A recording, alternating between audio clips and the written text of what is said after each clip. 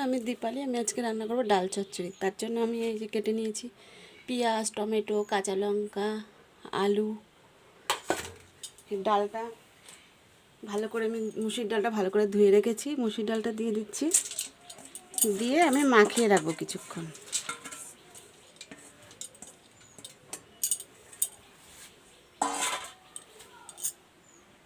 দেখো বন্ধুরা, দিচ্ছি একটু মশলা, দিচ্ছি ধনের গুঁড়ো, হলুদ, জিরের গুঁড়ো, কাশ্মীর লঙ্কার গুঁড়ো,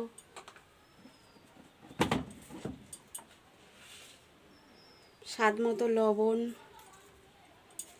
তেল দিয়ে আমি এটা একটু মেখে নিচ্ছি।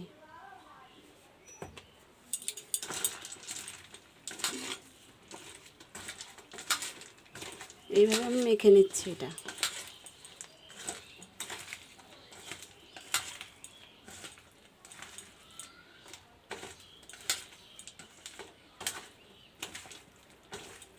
আমি মাখিয়ে এটা কিছুক্ষণ রেখে দিচ্ছি। এই 5 মিনিটের মতন এটা রেখে দিচ্ছি আমি মাখিয়ে। দেখো বন্ধুরা, আমি কড়াই বসিয়ে দিয়েছি। কড়াই গরম হয়ে গেছে। আমি এবার কড়াইতে একটু তেল দিয়ে দিচ্ছি, আর দিচ্ছি 2টো শুকনো লঙ্কা ফোড়ন, গোটা জিরে,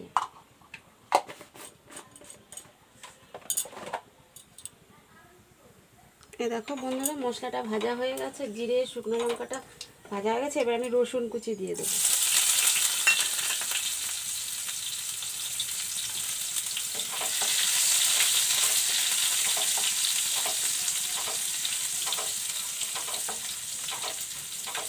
রসুনটা একটু ভাজা ভাজা করে দেখাচ্ছি তোমাদের। দেখো বন্ধু, আমার এটা ভাজা হয়েছে বন্ধুরা। দেখো এবার আমি এই ডালটা যে মেখে রেখেছিলাম ওটা দিয়ে দিচ্ছি।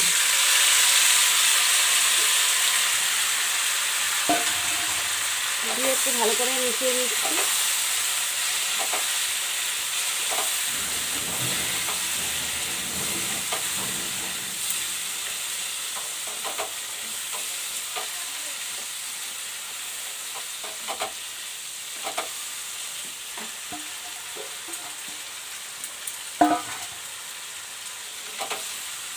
আমি আর একদিকে জল গরম বসিয়ে দিয়েছি। এটা একটুখানি কষিয়ে আমি গরম জলটা দিয়ে দেবো। দেখো বন্ধুরা, আমি একটু কষিয়ে নিয়েছি। এবার আমি গরম জলটা দিয়ে দেবো। গরম জল দিয়ে 15-20 মিনিট লাগবে এটা হতে।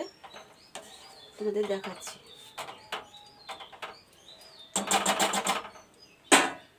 বন্ধ করা। এই দেখো বন্ধুরা, আমার ডাল চচ্চড়ি হয়ে গেছে। এই যে আলুটাও দেখো সুন্দর সিদ্ধ হয়ে গেছে। এবার একটু আমি চিনি দিয়ে নামিয়ে দেবো। না, ধনেপাতা দিলাম। হ্যাঁ দেখছি, একটু চিনি দিয়ে দেবো। এই আমাদের ডাল চচ্চড়ি রেডি। নামিয়ে দেখাচ্ছি আমি। তারপরে ও ছোট্ট দেখা। এই দেখো বন্ধুরা, ডাল চচ্চড়ি আমার রেডি।